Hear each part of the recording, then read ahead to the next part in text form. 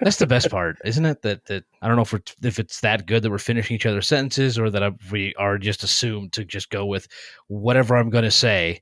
Just go with the most obscene thing you could think of that would go at the end of that sentence. You'd think that, but I've been in studios and that is the term. Oh, I know. Oh, I know. Right. Like it's jargon. Yeah. But is it like one of those things where, like, you know, if you're looking at, you know, grandma's recipes and it says a pinch of this and a dollop of that, like, is that the same is everybody's pinch the same? No. See, and that's the worst part is, to be fair, everybody's whisker is of a certain thickness. Like, exactly. Your beard and my beard and Zach's beard, all different thicknesses. So we're all looking at different ways to ride the gain. And unfortunately, right. So the industry term is flawed, is what we're saying. If you need to turn it down just a little bit. But it sounds so weird to say, would you take out a pinch of gain? Like, that doesn't work. Why not we make it work? You know, let's make gain. Let's make a pinch of gain happen. That doesn't make any sense physically or psychologically. And I feel like you're just trying to throw an industry term out with the bathwater. Yeah, I know. Glad you fixed that one. Yeah, I know. Hello, you're a professional writer. Let me spread that out for you in a nutshell. I can do that. I am going to see if I can set the record this evening. And the best part is I may have included this in my scripts without trying before we did this to see exactly how many metaphors I can completely mix up in one episode of the Fairly KickAss podcast.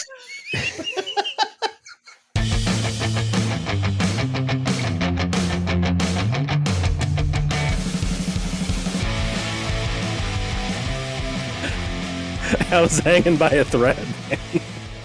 What were you hanging by, Zach? What is it you were hanging by? A singular thread and nothing else. But how the worst? No, never mind. Okay. Nope. Not gonna do that. Not gonna do that. But I will say the worst thing was that wasn't a pregnant pause just to screw with you. That was a pregnant pause because I couldn't remember what show I'm on. Yeah, hence the suspense. We were letting you hang. Amazing. I wasn't going to ruin the bit for once.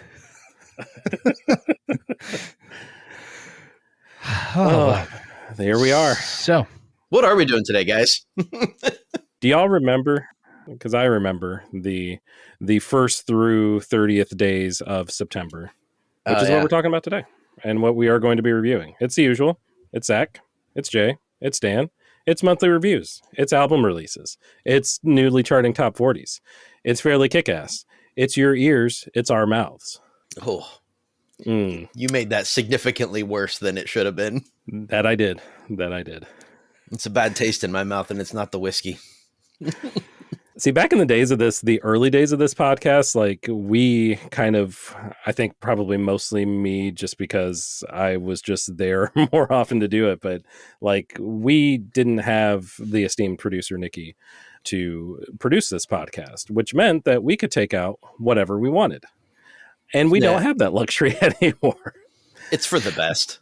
But at the same time, how much actually really hit the cutting room floor? For me, hardly anything. Yes, not for you. You know, understand. But the little bit of editing I did do was maybe like the 2, 3, 6, 82 things we could have gotten sued for back in the day. That's usually what I cut out, and that's about it. Yeah, we didn't have, what would you call it, standards. No, so like this entire intro that we've been doing for like 5 minutes would have all stayed in. Yeah. It's probably all going. Y'all will hear 30 seconds at max of this 5-minute intro. Because we're professionals, damn it. No. We work with the professional. Oh, yeah, she's the professional. We're just the assholes on the mic. Yo. How many assholes we got in here? Speaking of, I'll be the asshole in the room to get us back on topic. We're talking about September. You know what, Dan? We almost never start like chatting with you about the charting singles first. So how did you feel about September? September was a down month on the chart. Not in like quantity and quality. So there's one thing we're going to talk about that, we're going to talk about that we talked about talking about like a month ago. So we knew we were going to talk about it. Yeah. And then there was a lot of, because there wasn't much there. Like a lot of stuff had just stuck, or the chart has been extremely non-volatile over the last 4 or 5 weeks, really. At least the upper echelons. How many charting singles did you get to work with? 19. Wow, that is a small month. Mm-hmm. You're literally going to talk about a third of your list today. Yes, I am. And let me see. Let me make sure I'm giving you the right number because I always want to ensure I'm accurate. 1, 2, 3, 4, 5, 6, 7, 8, 9. 9 are one artist. And we know who that is. So correct. All right. I mean, I ain't mad at it. Well, I'm looking forward to. I mean, it's bound to happen, especially since this summer overall, it was a pretty good summer for music. Yeah, I am looking forward to hearing your thoughts, in particular on that record that we know you're about to talk about. Correct. What about on the album side of things, Zach? Did you feel pretty similar? Like usually when his lists are rat turds, ours are pretty good. And in this case, he's in a lot of mess. So did you feel pretty similarly about the albums? I felt that there were, like, I have a top 3, and I felt like any of them on a given day would have been my number 1 album. Okay. So I look at it as 3 number 1s, maybe 1 or 2 albums that were almost right there to that level, and a bunch of good to great albums on top of that. So I'd say overall, yeah, September, a pretty damn good month of music for me. Cool. In the moment when I'm, doing my listening, I was loving everything. And then when I went back through to try to figure out what I was going to list as my top 3, I was like, you know what? I could have given it a miss. And I'd have been okay with that. Not the worst month. Nothing. I mean, it wasn't terrible. Just nothing. Not as many things struck me as gold in this particular month. I think that's fair. I don't know that any of my selections this month would hit my year-end top list. Right. But in the vacuum of the month, I think they were, there were a lot of gems. Yeah. Agreed. Well, Jay, why don't you go ahead and kick us off with your number 3? Let's hear it. Okay, I can do that. Zach. I can do that. My number 3. So there is something incredibly satisfying when an artist that you enjoy as a teenager comes back arguably better than you remembered. It doesn't happen often, and far more frequently, it goes the other way. But with Slowly But Surely, the 13th studio album from Minneapolis-born Soul Asylum, that is exactly what we get. We get a liveliness that is somewhat missing from their Grammy-winning days. The album has an energy that takes like the somewhat unhinged vibe that they liked to exhibit in the 90s, and it funnels it into this like well-oiled mechanism of smart lyrics and loud instrumentation and just a hell of a good time. To be clear, when I say well-oiled, I don't mean polished. It's still Soul Asylum. This is not polished. These miscreants didn't like grow up to become manicured gentlemen about town. The album is rumpled flannel, a half-smoked cigarette, and waking up on the couch after a fun night at the local dive. It's nostalgic, but not trying too hard to be so. It's familiar, but fucking refreshing. I am actually really, really glad to hear your review of this album because I did listen to it. And I kind of echo especially the bits that you said about this being a more, I think you said like not necessarily a more polished, but a cleaner, more direct Soul Asylum. And honestly, I think in a weird way, that's what kind of turned me off of it. Okay. Just it was one of those where this isn't the album I wanted or expected to hear, even though musically this was a better album than a lot of their previous releases. So it was kind of an unfair grade to give them because then it was more me grading on what I like versus grading on what's good. That's valid. We don't have to be those like elitist turds that say things like, oh, I love it, but it wasn't great, or oh, that's a great record, but I hate it. Like that, those two things that's a silly thing to say. Like if you like it, it's great. That's fine. Absolutely. You like what you like. But yeah, it's not a polished record, but it was straightforward. The music is really good on it. Dave's voice is a little, he's aging, but he's aging well, and it works with the music, and I love it. Yeah, no qualms about the quality of music that a band that has been around for 30 plus years now is still able to put out is astonishing. Geez, longer than that. Yeah, they started in the early 80s. Yeah, holy shit. So Yeah. we're talking 40 years, 40 years. and still getting it in. Like you said, still maybe sounding better now than they did, 40 years ago. Yeah, they didn't start winning Grammys till like 94, but yeah. but they were around a decade before that, so Man, good on them. Well done, boys. Yeah, it's a good record. I'm going to give it another listen without any preconceived notions, and I have a hunch that I'm going to like it a lot more in that setting. If nothing else, you got to give it a listen, or give it a re-listen, because of the Leslie Nielsen joke in the album title. I I'd absolutely miss that, as I miss most references, but I will definitely go back and give that another spin. Yeah. You know what else I'm going to give another spin to? Ooh, you're going to give your number 3 record. So you talked about Dave Pirner, I hope I'm pronouncing his last name right, lead singer of Soul Asylum, how he's a little bit long in the tooth. He turned 60 this year. Yeah. The artist responsible for my number 3 album turned 78 this year. So got him by a couple of decades. Still no shortage of amazing sounds despite the age. Has been in the mix since the late 60s. In the mix, I say. And when I say in the mix, I mean a large part, and arguably the largest part, of one of the most successful rock bands in known history. It's a hell of a mix. But even at the age of 78, David Gilmour can still put together a great song and a great album. And that album is titled Luck and Strange. Obviously, the band in question being Pink Floyd. And truth be told, several of these songs do sound like they would feel at home on a Pink Floyd album. Look at the title track, for example, or the track Sings.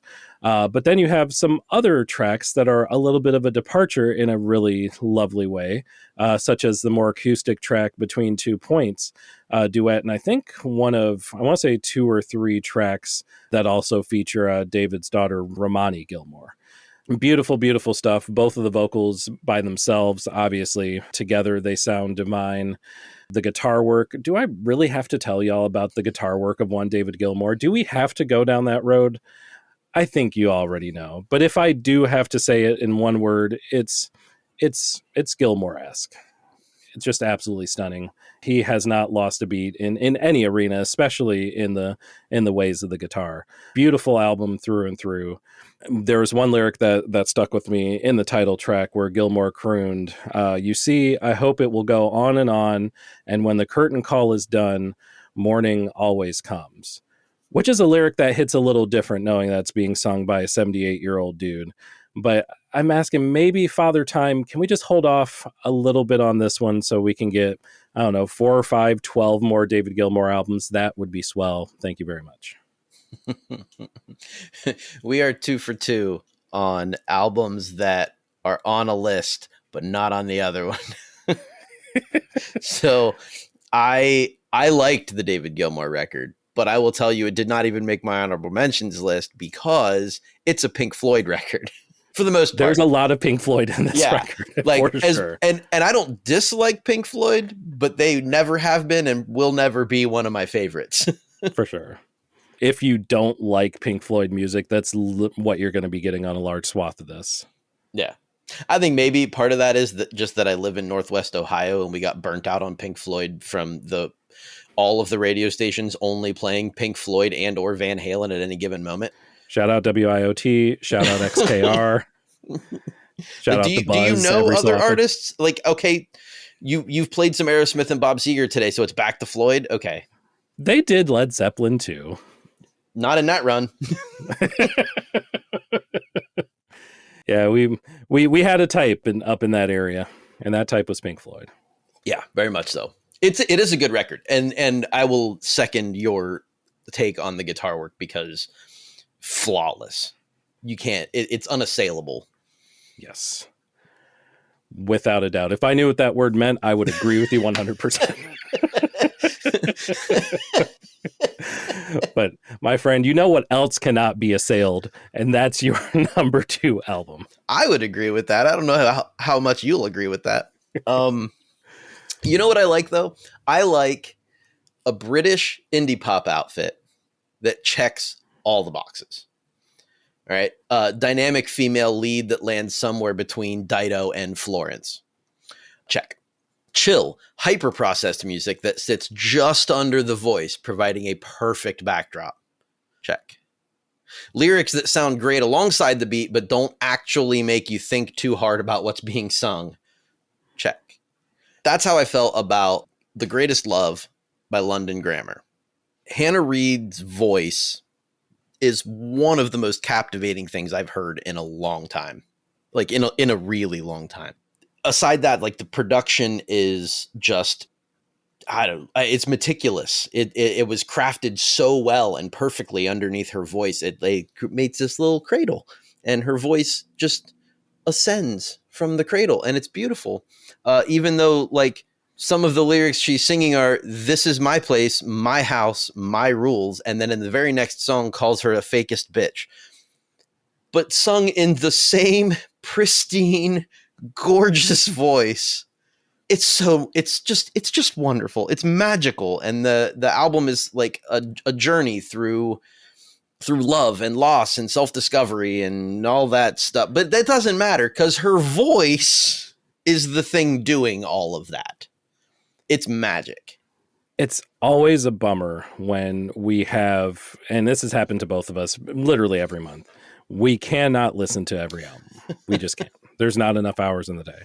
This was one that I looked at, one that I had on my short list, one that I just did not have enough time to get back to. And of course, you always miss some of the good ones, which is more of a statement of how many good albums are actually out there being released every month than it is of anything else. So true. If nothing else, go back and listen to the opening track. It's called House, and it opened the album. It's my favorite track on the record. Everything else was good, but that one's fantastic. Very nice. Hell yeah, I'm definitely adding that to my post-show listening list. Good stuff, man. What do you have for me to add? Because guaranteed I missed this one too.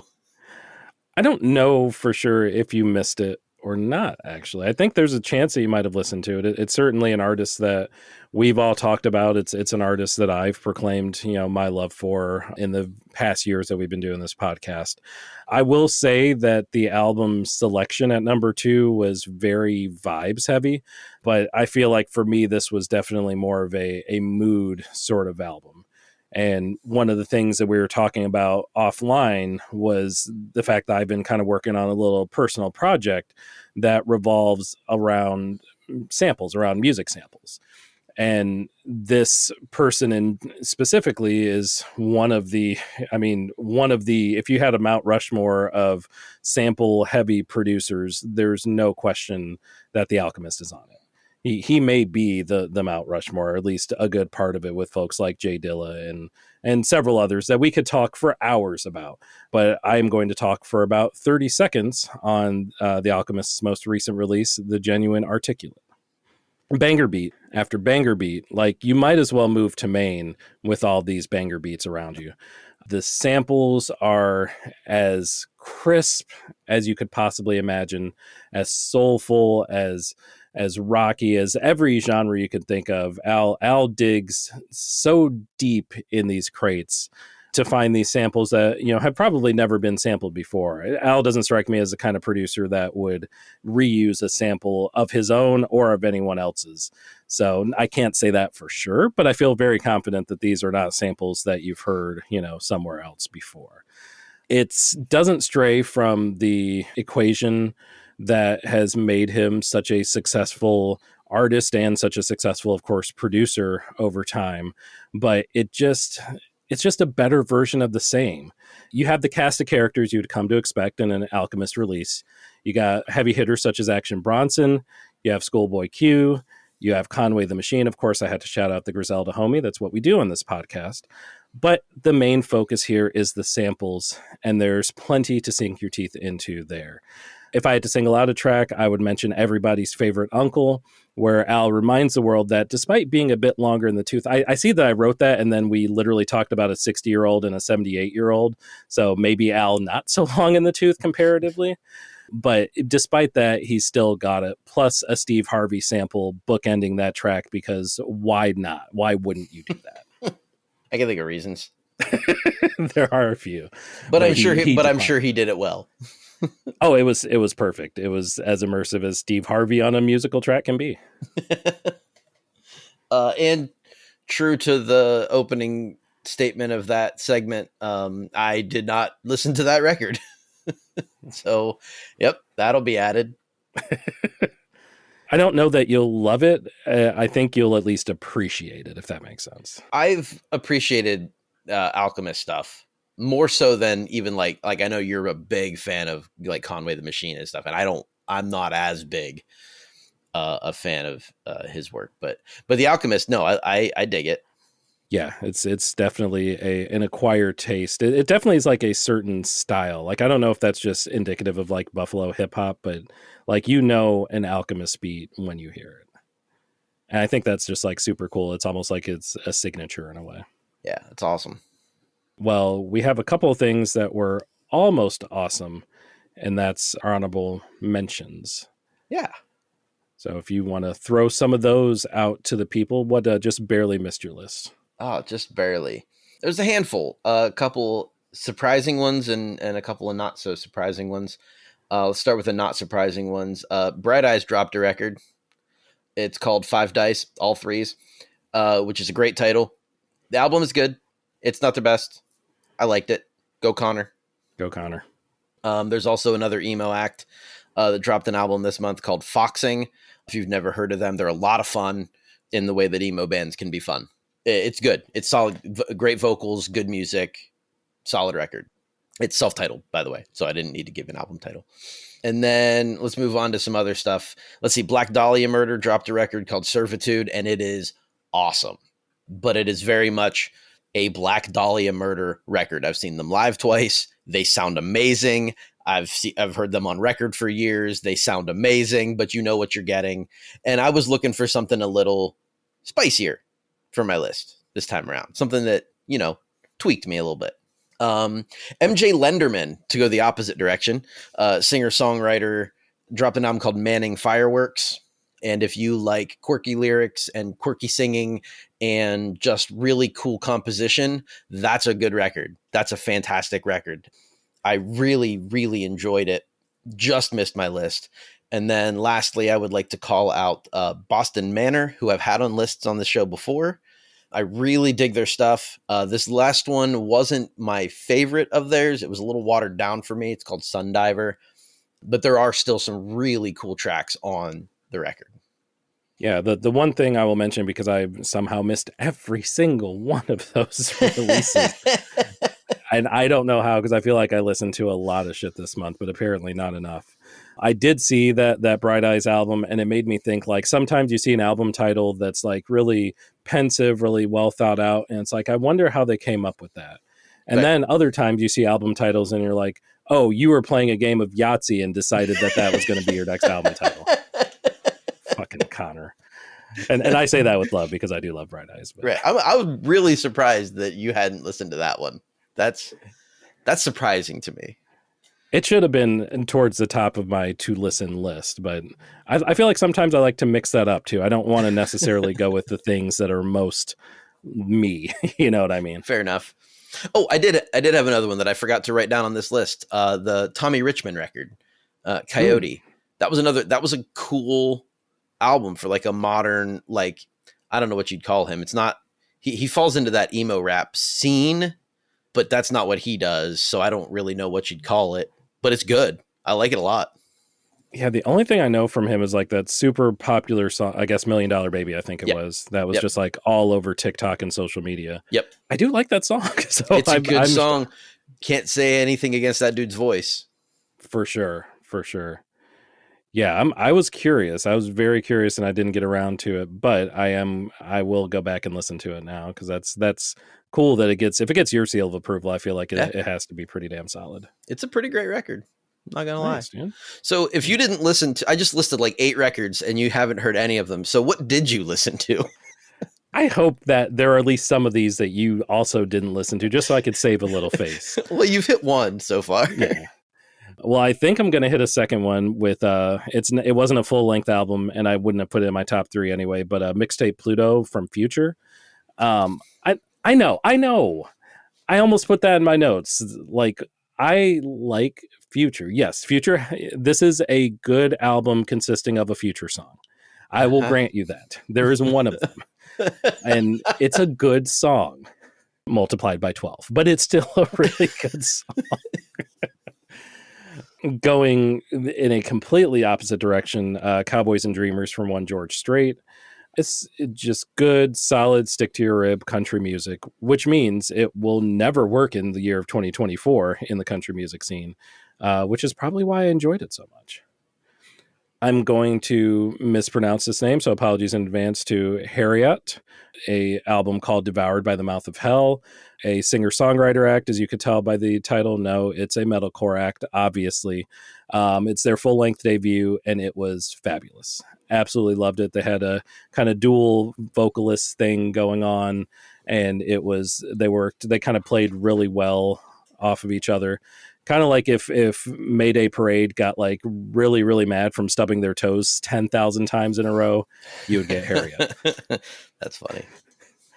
Let's see. The album Flood from Hippocampus. You might think that I put that on there just as an excuse to shout out Mudang. You'd be 90% correct. The other 10% is that this album sounded great. It really reminded me of the Kinks. It had big like Kinks vibes in a great way. Solid album. Not a Surf with Moon Mirror. It would be weird to say that this album reminded me of Band of Horses, since Not a Surf was around way before Band of Horses was. But if you're familiar with one and not the other, that's exactly the sound that you will hear. And just a cool album, just a really nice, an album that you expect from them, but a good album that you would expect from them. And finally, a cool and unique album, and sadly, the last album from the artist Sophie, who tragically passed away in 2021 from a fall accident.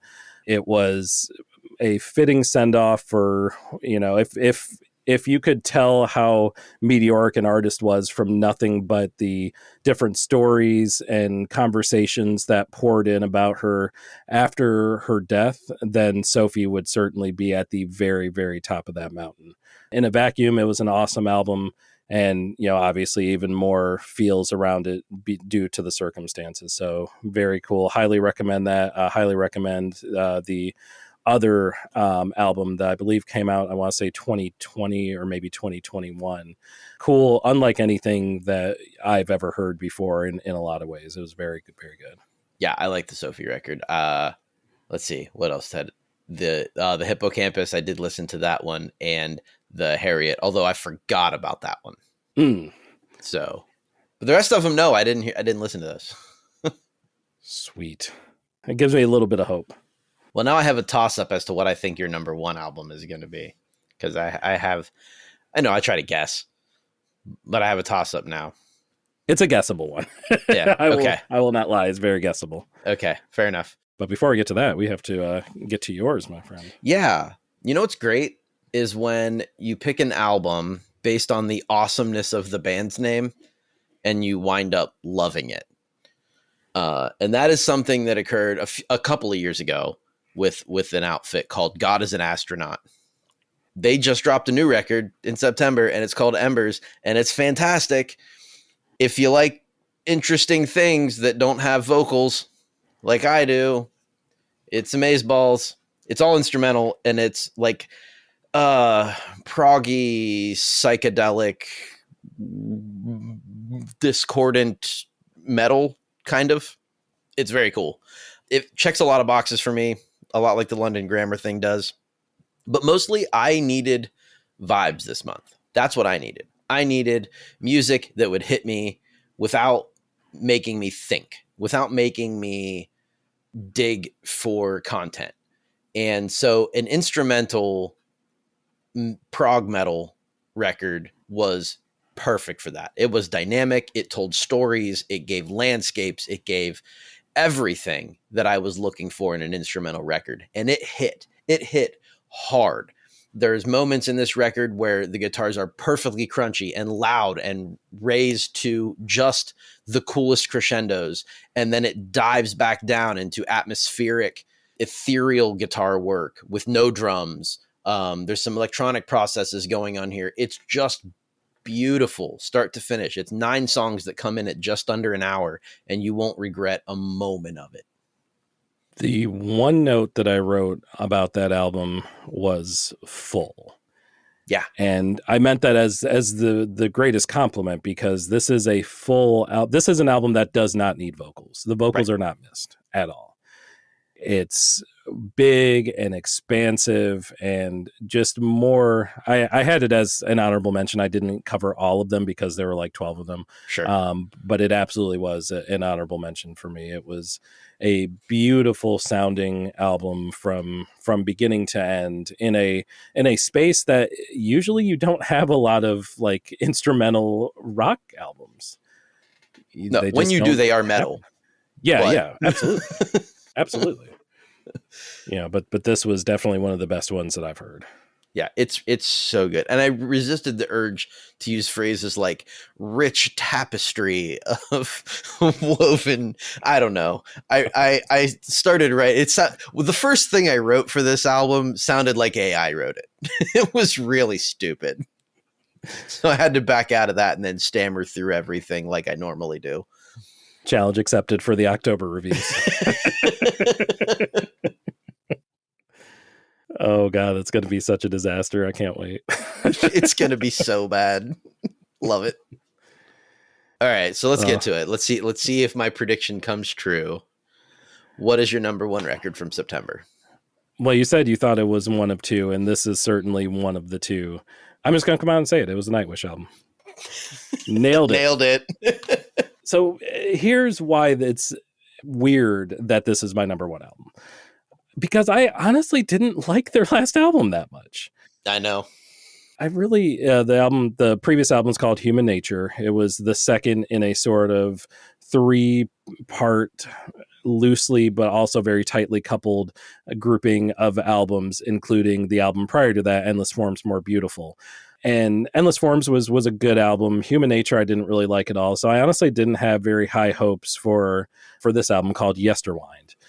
But it was perhaps their most complete, most mature album that they've ever released. And this is over a probably just over like 25-year span. So we're talking 10, their 10th studio album.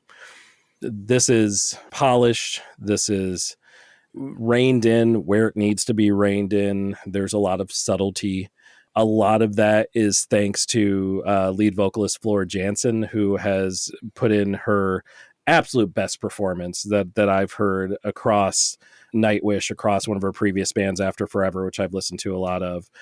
She's a vocal powerhouse, and that has been on display. That is undeniable. What wasn't as on display and what just shows how she continues to grow as an artist is what I mentioned, the subtlety and the nuance and the softness that she has in some of these tracks that really, really lend well to not always beating you over the head with a hammer, but sometimes beating you over the head with a pillow, I guess. I don't know where that analogy was going. Maybe it's a rubber mallet. Yeah. One of those that like squeaks when you hit someone. Yeah. One of those. The instrumentals are what you expect, with a few tracks that feel at home in the earlier catalog. Stuff that was a little bit harder, but in that very kind of symphonic, melodic sort of way. Perfume of the Timeless was one of the best songs they put out in years. And certainly the best song on this album. The song The Weave also was fantastic. It does come with a little bit of sadness, since this is the first Nightwish album without bassist and frequent vocal collaborator Marco Hitala, who left the band in 2020 as a result of significant issues that he was having with depression. I know that he has at least put out some music since that point, both solo and with a previous Nightwish lead vocalist, Tarja Turunen. Both of them had a duet that hit as a single just a month or two ago, and it was stellar. It was aces.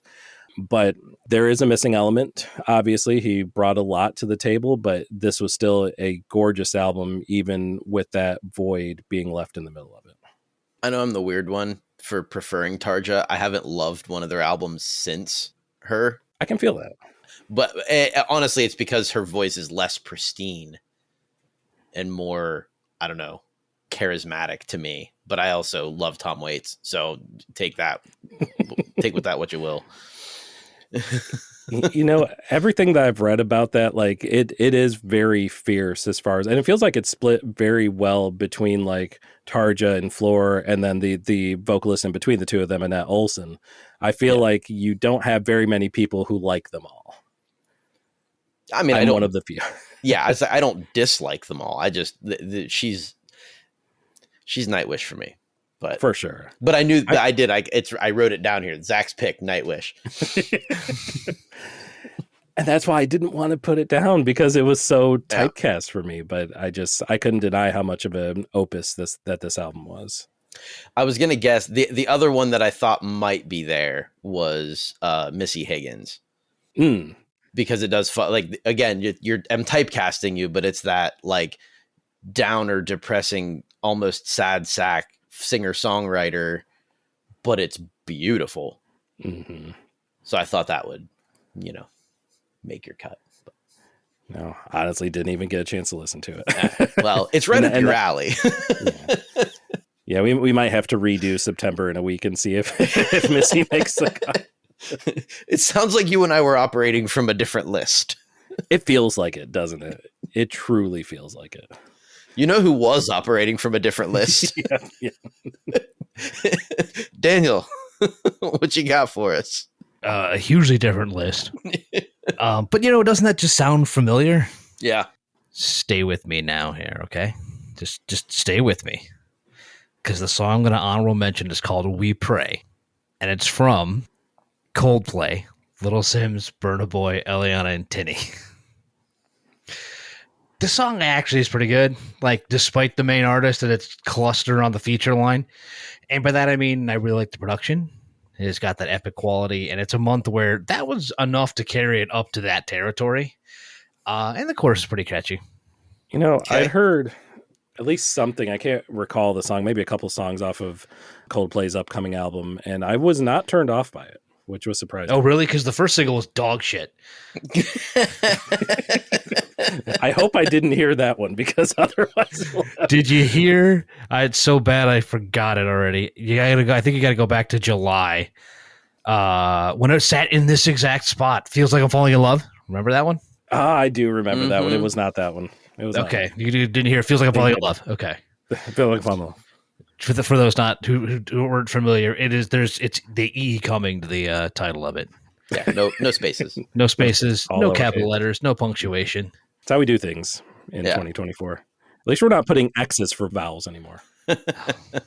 No, we reserve the X's for M's. So fourth wall break, though, for sitting where we're sitting, that album drops tomorrow, and I will probably listen to it because I need a good bad album to wreck. Well, I'm glad I could remind you of something you could put on the bottom of your list. Yeah. It's good enough. I think you're going to find that every so often that even a broken clock is right once in a while, or twice a day, technically. And with so many featured artists, like Coldplay doesn't have to be good for the song to be good. Correct. I told you I was going to just blow metaphor after metaphor after metaphor. And I forgot that I was trying to do it until I did it again. I'm here for it. Bring them all out. Let's just start at the top of the chart, shall we? All right. Yeah, do it. Please. So if you follow my top monthly list, you've probably noticed that some of the same artists tend to pop up over and over again near the top, especially the ones that continuously put out good music, or at the very least don't really take too many musical missteps. But one of my consistent top finishers has been Megan Thee Stallion, and I've given numerous reasons of why she deserves that spot, which she continues to do with The new theme for Friday Night SmackDown, now live every week on USA Network, Never Play, Oh, that's featuring NM of BTS. Recycling is fun, kids. I forgot that was the new theme. Yeah, I heard the song before I knew that's what it was. I thought it was another single off Megan. I really did. But I feel like I keep saying many of the same things over and over again about her tracks, which it would be a problem if they started turning to the bad, but that's thankfully not the case here.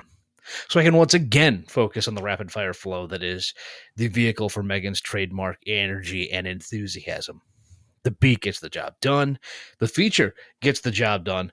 And here's the thing. Despite having his own entire verse, RM still just kind of blends into the background.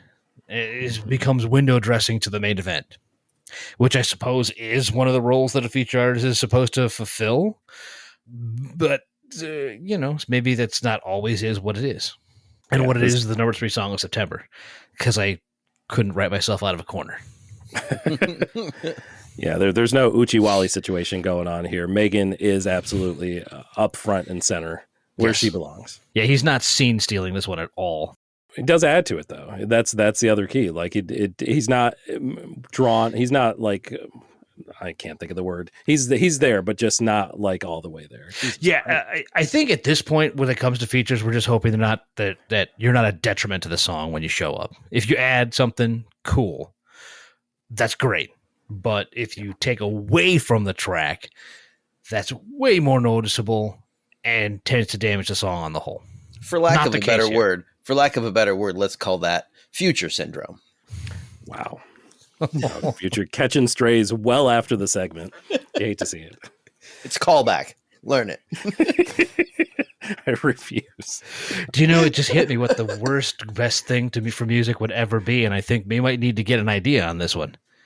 I think we need another night remix featuring a verse from Future. I would pop so hard. I know you would in more than one way, but that's not why. Jesus Christ.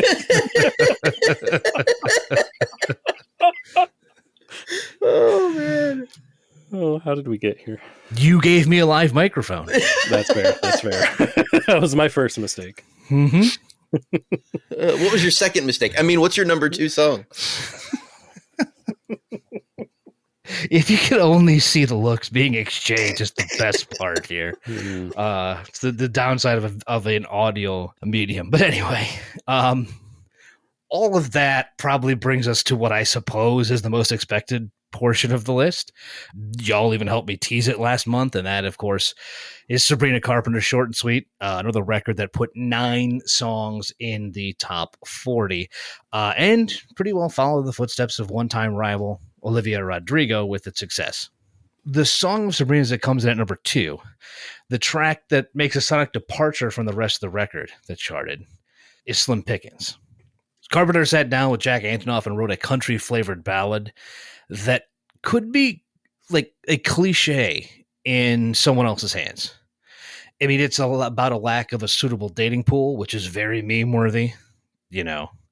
Where have all the good men gone? But the complaints are earnestly delivered, and they don't dance around the frustrations that come with multiple swings and misses at true love. A bare honesty that keeps the subject matter from falling into those juvenile tropes of thousands of other similar songs. It's a simply orchestrated country throwback. If it helps understand why I like the odd sound of the record, Billboard called it the worst track on the album. And I don't know if that means I'm giving Billboard the Dick Shorts treatment now, but I feel like we could be on that path. Uh-oh. Oof. Now, the question that I figured we were going to have was, I know it came out last month, and I went back and I actually did listen. I actually did scroll up my podcast feed on Spotify or your favorite podcast delivery app of choice and listen to the August episode. And y'all didn't talk about this record, so that's when it came out. Right. So, thoughts? It was... I definitely don't agree that this is the worst song on the album. No. I don't honestly agree with that's that. all I was hoping for. Yeah. No, not even close. It really surprises me that Billboard thought that. Yeah. If it helps, according to my numbers, the worst song on the record was "Don't Smile," but that's just me. If it helps you, I don't remember that song on the record, so that was also kind of what I was worried about when I just put that on the table for y'all. Going, it's been more than a month that they've listened to it and probably haven't thought about it since. I've listened to the album a couple times, but here's the thing. So I love Sabrina Carpenter. I watched Girl Meets World with my kid when he was the appropriate age to watch that show. And it was, I mean, it's a fun show. It holds up. I grew up with Boy Meets World, whatever. Sabrina Carpenter was great on it, and he got into her music right away. I've been listening to it ever since. And I would say that while Short and Sweet is not my favorite of her albums, some of the songs on it show that she is definitely the artist that deserves to be where she is right now in music, setting records in the UK and getting, hits all over the place. I think she deserves all of it. And these songs are crafted well and they're sung beautifully. Indeed. I don't remember Don't Smile. Some of the album is just kind of a wash to me. I think I'm with you because I had to look at my rankings and be like, oh, that was the last. What song was that? Well, not ringing a bell. Nope. Not at all. It's hard when it's the last song on the album too. Like you've listened to 11 tracks before then. At that point, no matter how good the album is, there's going to be some amount of like, I just would like to be done now. Kind of, but it also helps that it's a 35-minute album. Like it lives up to the title, so it's not so long that you're wishing for it to end. That's true. In and out pretty quick. Which I appreciate nowadays with albums. I feel like trending maybe the opposite end, maybe trending to the longer side. It's nice to have a shorter release every so often. It sounds like we had that. That's an argument we should have at some point down the line. Add it to the list. Add it to the list. Very nice. Album length. Well, I mean, something to do with album length. I don't know how to phrase that or make it a podcast segment. Y'all know I'm just here for the whiskey. Yeah, and I'm trying to figure this out. If there's an article, if there's an advantage to really putting out albums to the side of like 35, or if people really do prefer with dealing with that big 12-inch record. Wow. Yeah. Well, I was going to say that feels like a vibes episode, but I think you've already said it. So. No, I do think we do have a vibes episode coming up that falls into play with this, where we're going to talk about whether or not Billboard has it right. Like we do that all the time. We're talking about the evolution of Billboard, maybe with, them saying that song is not great. And we're like, but, what? Yeah, exactly. So look forward to that. Maybe your man is out here forward selling. This is beautiful. Forward selling. Exactly. We call that a tease. What I won't do is tease you when it comes to the bottom of the list, though. Woo! And here's the problem, because I have a song for a dishonorable mention, and I don't like that it's here. Because what says is it's Linkin Park and the Emptiness Machine, and it really isn't that bad of a song. I mean, it's an all right Linkin Park song. There's something about the new vocal stylings, and that's going to take some getting used to. I really want to withhold too much criticism until I could hear the whole album and get the vibe and get an idea of what the direction of the band will be now. But with a small sample size, unfortunately, the Emptiness Machine ends up down here at number 16. I'm with you. What are you going to do? I'm with you. I like Emily in Dead Sarah. I don't know that it's going to work for Linkin Park. Why didn't they just name the band something else? Like when Chris Cornell joined Rage Against the Machine and it became a whole new animal. Mm-hmm. Or when it's a different the rest of Creed got away from Scott Stapp and became Alter Bridge. Yeah, exactly. So glad they escaped. Oh, it was dicey there for him for a minute. Right. Well. They jumped back into that ring. So. Yeah. Oh. Well. I guess everybody's got a mortgage, right? Yeah. Exactly right. I mean, not if you're a millennial, but a lot of people have mortgages. But no, I totally agree with both of y'all. Like this is maybe Linkin Park Part 2 at best. It's hard to really judge it as a Linkin Park release because it's not in a lot of ways a Linkin Park release. Yeah, and like you said, there was probably talk about renaming the band or just kind of deciding that The initial lineup was one version, and then this will be another version, much like David Gilmour did to Pink Floyd when he joined the band. Yeah. Absolutely. So it's not that it can't work, not at all. It's just I don't feel right blatantly judging it on one 4-minute song. True. That's fair. That's just unfortunate, absolutely fair. Just an unfortunate month for that to fall in. That's all. Yeah, for sure. But there is stuff that's down here. I do like it when an artist will lay all the cards on the table and just put the review right in the title of the song, which is why I have to thank Smith for making it very easy to put Pathetic down here at number 17. Because I don't know which is worse here. The beyond juvenile lyrics about blowing off some tiny man, making sure you put him in his place with such cutting lines as play hard, yeah. That's your way. Ask your dad to grab your tab. And of course, I hope your dick smells. Which, sure, that's the picture of a piece of shit. Absolutely. But it also screams of first draft lyrics. Big time. And what does Hemingway say about first drafts? I don't know. The first draft of everything is shit. And he would know, since he's also a man who cut his head open after pulling a cord thinking it was flushing a toilet and instead ripped a skylight from the roof and smashed it into his face. Karma! Hate to see it. But the other bad thing about the song is the beat, which has this stop-start pattern on its own. And it's maybe not a bad thing. Maybe. It's a concept that could be used well. Absolutely, because it's a hit, and the attack goes away on a delay, and there's an extra beat in there before the next hit, so it can be that jarring, and it can be used. But when that's literally the only interesting thing about the song, aside for some intermittent curse words about someone's rank wang, boy, does it get on the nerves quick. Like being on a boat and being rocked by waves that are strong enough to just slam your dome against the bulkhead every time they passed.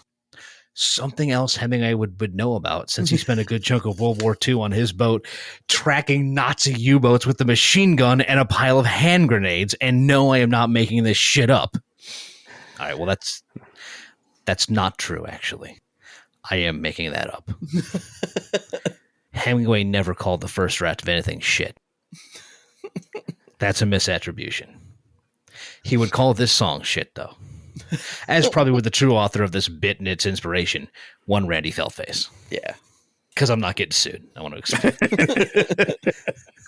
And also because credit where credit's due. Credit where credit is due. Well done. It's an absolute great bit, and the life of Ernest Hemingway laid out in 3.5 minutes is an amazing bit, and you should go find it.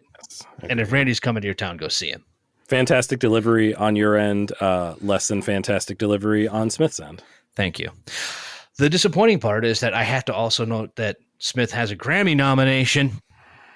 Damn it. And a long-standing successful single besides this one. So, yep.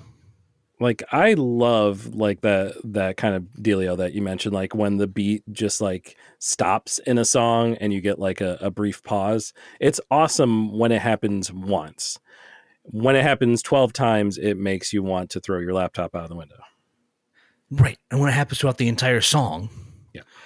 You know, I hate to use it as an example, but if you're not familiar with the song or the effect, Imagine Dragons actually uses it really well in the chorus for Believer. Yes. Because there's that big, hey, boom, break, hit, and then jumps into it. And it's one beat off of where it would be anticipated. It throws off the rhythm just enough. It doesn't do what you expect it to do, which also goes well with the conversation. I don't think we had one after, but while you were hitting the record button. So there's no point in reminiscing about something that no one's going to know about. It belongs to the ether now. Let's just move on, shall we? Yeah. So I listened to the track I have at number 18, and I really felt nothing about it. And unfortunately, this month, that's enough to land you down here. It is Playboi Carti and All Red. And truth be told, this isn't not really a bad song. It's just extremely formulaic. It really doesn't do anything of note to make it stand out against the rest of a chart or the rest of the album, really. For lacking much of anything, I put it here. And to be honest, I don't know if that's fair, especially after the journey we just took. So, yeah, I don't know. It probably deserves like 3 more points, which should take it out of the relegation zone. But you know what? It's too late. We have already sent the finalized chart that I tooled onto a square of fine Corinthian leather over to the archives, so there is no way to take any of this back. So my apologies to Playboy Cardi. You didn't deserve this, but unfortunately the fates will not allow me to change your position. You know how the fates are. The fates can be motherfuckers. You know, I mean, you were there. Telling you.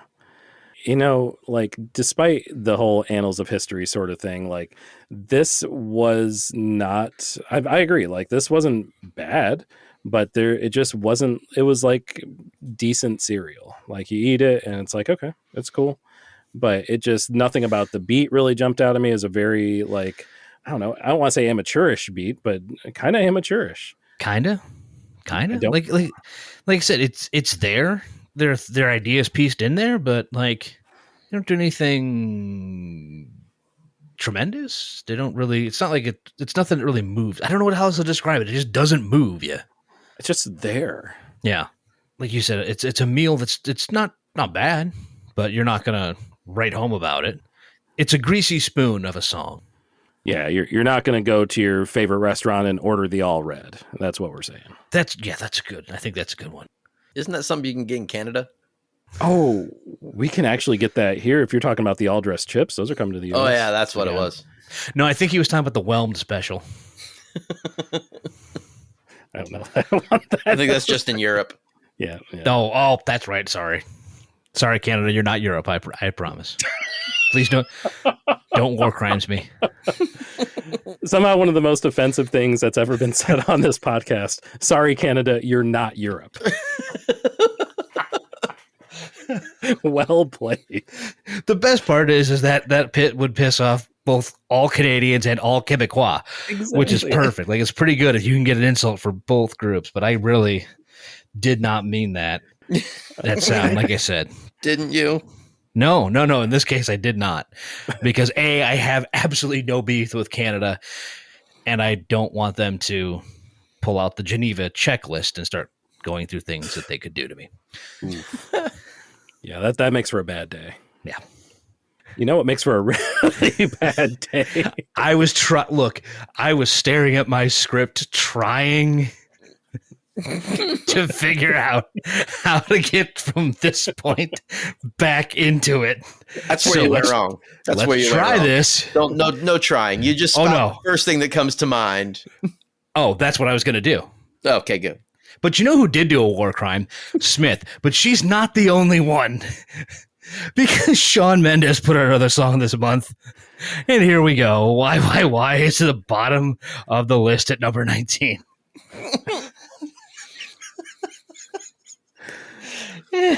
Stellar. Absolutely stellar. I apparently need to be sleep deprived more often when we record. Granted, Mr. Mendes is at least going back to his singer-songwriter roots and busting out the acoustic guitar again. But the whole thing is giving off the same vibes that I had talked about last month with Miles Smith and Mark Amber's tracks. And if you haven't, scroll back in your podcast player and listen to that episode about August Music. The short version is that all 3 songs sound like something straight out of that late 2000s, early 2010s pop folk movement that had that faux bluegrass feel and the stomping and some singer-songwriter throwing up a wafy voice in an attempt to make some empty lyrics sound a whole lot deeper through and more impactful through that fake emotion stuff. And we have more of that here.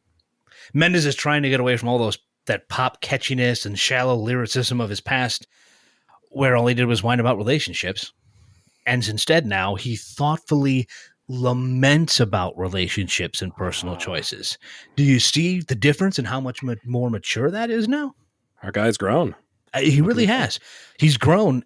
He's changed his look a little bit. What's the best way to describe it? Orlando Bloom. He's going for Orlando Bloom with curly hair. Yep, I think that's the best way to go with it. The Mendes album drops on the 18th of October, and it's another one of those. Shit. Am I going to put myself through that in much the same way that I'm planning on doing the Coldplay thing? But when I saw that it was on that list and I looked at it and I said, Shawn Mendes, isn't he done? Like I thought we fought that war that there could only be one of them, and Charlie Puth won the battle. Like this should have been the end of it. Yeah. That's so dumb. I wish I was at a capacity where I could rapid fire that, but all I have is it seems like Puth won the battle of who could treat you better. Nope. Yep. He can treat us better. Yeah. What are we doing? I'm gonna get back to talking about why if that's okay with you. Yeah, you do that. I gotta get these couple lines out. But while his emotion is differently measured from his pop hits, the music is very much the same. It's repetitive and it's thin. But the problem is that when you take that formula out of glittery pop production and try to thrust it into the world of folk, that you can't be saved by a catchy hook or earwormy chorus. You are just left with an unimpressive puff of a song that does absolutely nothing memorable, and worse, especially in a relative dead zone on the charts, leaves next to no impression behind that's worth remembering. Now, to echo back to an artist that you touched on already a few minutes ago, if you listen to Why, and then immediately afterwards listen to the song On Top of the World by Imagine Dragons, you will think that you're listening to the same song, but just extended. It is very much the same vibe, very much the same energy. And I don't know that that's a compliment to either. I'm playing that in my head, and I don't know who got that one worse. I was gonna say, are we doing a red carpet who wore it better thing right now? Like, we are indeed. I got a feeling that Imagine Dragons is coming out on top of that one, and I don't say that often at all. Right. It's deserving of it, the spot that you have it on your list for sure. Who knew that they'd be catching strays that were unintended preys while still being strays? It's been that kind of episode all the way through, though. Yeah. Let me go ahead and try to wrap this up then, shall we? Yeah, let's do it. Because there's little to no surprise about the artist up here. It was a numbers game, as we talked about, and you knew she was going to win. At number one in the month of September, it's, of course, Sabrina Carpenter, the third single off Short and Sweet, the one with the video that got everyone talking. It's Taste. Seriously, the video is based off of Death Becomes Her, so totally more than worth your time.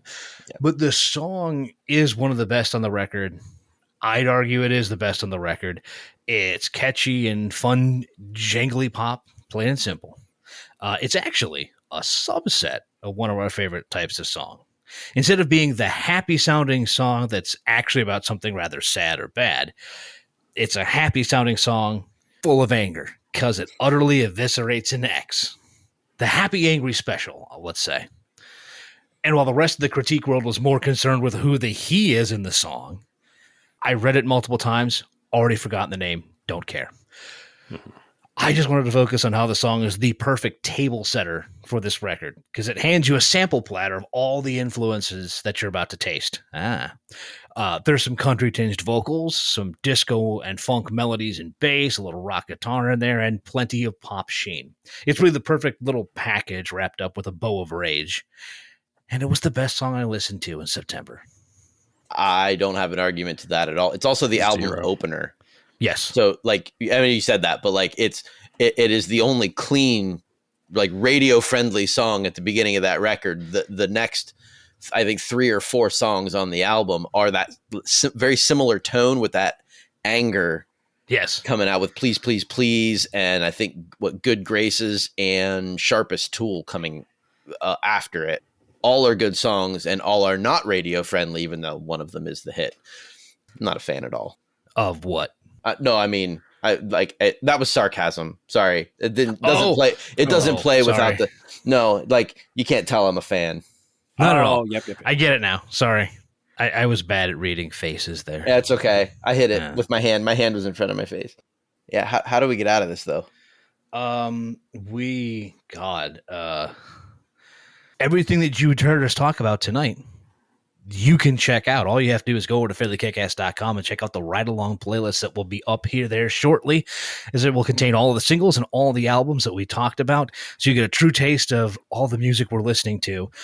You could also probably follow that particular Spotify account if you happen to be of that certain musical variety, so that you'll never miss when we post playlists, because we may start posting more than just the monthly ones. Oh yeah, we've posted a lot of different episode types of playlists, not just the monthly reviews, but lots of the Rush episodes that we've done, the Billboard Reach reorganizing, whatever we call them. We call it something different every time. Yeah, I don't think we can never remember the order we're going in, how we're doing this thing, and I can't remember the last time we've actually done one, so we'll talk about that later. But anyway, plenty of stuff there, plenty of stuff on all the socials. If you just search everything for Fairly Kickass, right? Twitter, Threads, TikTok, the Insta. I just got them all. That's it. Okay. I don't know. At some point, we'll probably be on Blue Sky for funsies. I don't know. That's a lie. That's a lot of work to set up that account. I don't want to do that again. Yeah, I think the Twitter, Instagram, Threads, TikTok quartet will be our homes, at least for the foreseeable future. That's cool. You know what? It's stable. And sometimes that's all you need. But you know what I really could use right now to end this show? Can I just say one more thing about having to listen to this Coldplay album this week? Because not only is Coldplay dropping an album, but on the same day, Phineas is going to drop an album. And if you remember the last time this happened, there were Phineas and Coldplay dropped an album in very close proximity to each other. The Phineas album was expected to be great because he is who he is, and we wanted something great from him. But then all of a sudden, he put out an album that sounds an awful lot like a Coldplay record, only with somehow less charisma. Whatever.